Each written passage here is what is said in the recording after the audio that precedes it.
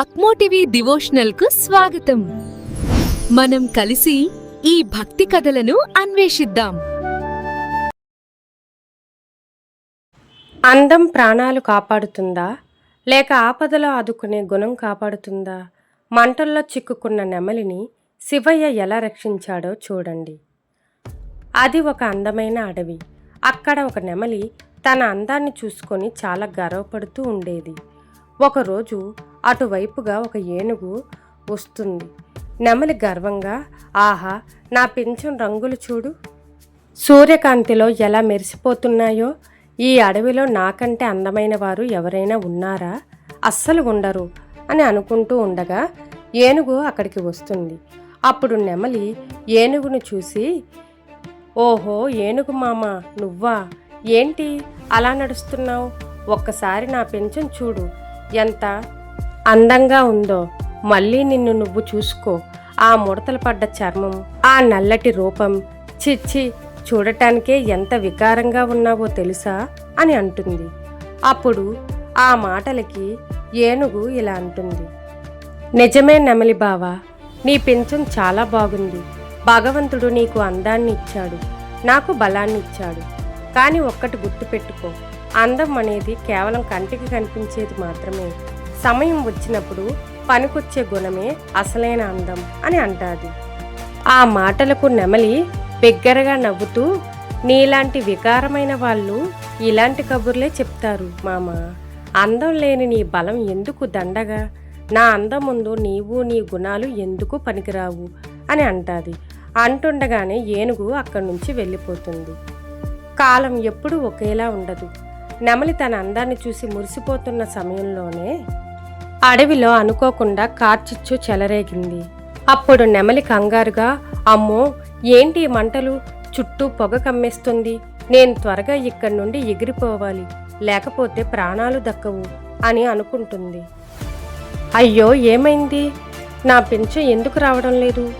వద్దు వద్దు, ఈ కొమ్మల్లో నా అందమైన పింఛం ఇరుక్కుపోయింది. రా రా, బయటికి రా, మంటలు నా దగ్గరికి వచ్చేస్తున్నాయి, ఎవరో ఒకరు కాపాడండి అని నెమలి అంటది. నెమలి అరుస్తూ ఏడుస్తూ, నేను ఎగరలేకపోతున్నాను. ఏ గర్వంతో అయితే ఈ పింఛాన్ని చూసి మురిసిపోయానో అదే పింఛం ఇప్పుడు నా ప్రాణాల మీదకి తెచ్చింది. కాపాడండి, ఎవరైనా ఉన్నారా? ఏనుగు మామ, నువ్వైనా వినిపించుకో మామా, నన్ను ఈ మంటల నుండి రక్షించండి అని గట్టిగా అరుస్తుంటుంది. ఆ అరుపులకి ఏనుగుకి వినబడి పరిగెత్తుకుంటూ వస్తుంది. నెమలి బావ, అధైర్యపడకు, నేను వచ్చేశాను, నీకు ఏమీ అవ్వనివ్వను అని అంటాది. అప్పుడు ఏనుగు తన తొండంతో పక్కనున్న కొలంలో నీళ్లు నింపి చుట్టూ ఉన్న మంటల మీద నీటిని బలంగా చిమ్ముతుంది. మంటలు తగ్గుముఖం పట్టగానే నెమలి చిక్కుకున్న కొమ్మలను తన బలమైన తొండంతో విరిచి పక్కకు పారేస్తుంది. అప్పుడు నెమలి ఊపిరి పీల్చుకుంటూ అంటాది, ఏనుగు మామ, నన్ను క్షమించు. నేను నిన్ను ఎన్నో మాటలన్నాను, కానీ నా ప్రాణాలు కాపాడటానికి మళ్ళీ నువ్వే వచ్చావు. నన్ను ఈ మంటల నుండి ఎలాగైనా బయటపడే మామ అని అంటాది. అప్పుడు ఏనుగు అంటది, పాతవన్నీ మర్చిపో బావా, ఇది గొడవపడే సమయం కాదు. మంటలు మళ్ళీ పెరుగుతున్నాయి, భయపడకు, మెల్లిగా నా మీద ఎక్కు, నిన్ను సురక్షిత ప్రాంతానికి తీసుకెళ్తాను, నా తొండాన్ని పట్టుకో అని అంటాది. నెమలి ఏనుగు వీపు మీదకు ఎక్కుతుంది. ఏనుగు చెట్లను తొలగించుకుంటూ సురక్షితంగా బయటకు తీసుకువస్తుంది. ఏనుగు నెమలి మంటల నుండి బయటపడి ఒక పచ్చని చెట్టు కింద ఆగుతాయి. అప్పుడు వారికి ఆకాశంలో వెలుగులు వచ్చి సంకల్పనుల మధ్య శివుడు పార్వతీదేవి ప్రత్యక్షమవుతారు.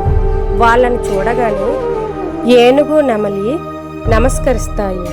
అప్పుడు పార్వతీదేవి శివుడు అక్కడ శివలింగం దగ్గర కూర్చొని పార్వతీదేవి అంటాది, స్వామి, చూసారా, ఈ ప్రకృతిలో ఒక్కో జీవికి ఒక్కో ప్రత్యేకత ఉంది. నెమలి తన అందాన్ని చూసి గర్వపడి అహంకరించింది, కానీ ఈ ముసలి ఏనుగు మాత్రం అవేమీ మనసులో పెట్టుకోకుండా తన బలంతో ప్రాణాలను కాపాడింది. ఎవరిది గొప్ప స్వామి అని అడుగుతుంది. అప్పుడు శివుడు, నిజమే దేవి, అందం కళ్ళకు ఆనందాన్ని ఇస్తుంది, కానీ ఆపదలు ఆదుకునే గుణం మనసుకి శాంతినిస్తుంది. అప్పుడు శివుడు నెమలి వైపు చూస్తూ, నెమలి, ఇప్పుడు చెప్పు, ఆ మంటల నుండి నీ ప్రాణాలను కాపాడింది ఏది? నీవు గర్వపడిన నీ రంగురంగుల పించమా, లేక నీవు వికారంగా ఉంది అని గేలి చేసిన ఏనుగు బలమా అని అంటాడు. ఆ మాటలకు నెమలి తలదించుకొని ఏడుస్తూ ఉంటుంది. అప్పుడు నెమలి అంటది, క్షమించండి మహాదేవ, నా కళ్ళు తెరుచుకున్నాయి. అందం శాశ్వతం కాదు, అహంకారం ఎప్పుడూ ఆపదనే తెస్తుంది అని నాకు ఈరోజు అర్థమైంది. ఏనుగు మామ గుణం ముందు నా అందం చాలా చిన్నది స్వామి. మామ నన్ను క్షమించు అని నెమలి అనేసరికి అప్పుడు ఏనుగు, పర్వాలేదు నెమలి బావా, నీకు విషయం అర్థమైంది, అదే చాలు. స్వామి మా ఇద్దరిని ఆశీర్వదించండి అని ఏనుగు అడుగుతుంది శివుణ్ణి. అప్పుడు శివుడు సంతోషంగా, రూపం చూసి ఎవరిని తక్కువ అంచనా వెయ్యకూడదు. సృష్టిలో ప్రతి ప్రాణికి ఒక విలువ ఉంది. దానిని గుర్తించిన నాడే లోకానికి కళ్యాణం. వర్ధిల్లండి అని అంటాడు. చూశారు కదా, అందం అనేది పైకి కనిపించే మెరుపు మాత్రమే, కానీ ఆపదలో ఆదుకునే గుణమే అసలైన అందం. అందుకే ఎవరిని తక్కువ చేసి చూడకూడదు. మిత్రులారా, ఈ కథ మీకు నచ్చిందా? నచ్చితే ఓం నమః శివాయ అని కామెంట్ చేయండి. ఓం నమః శివాయ.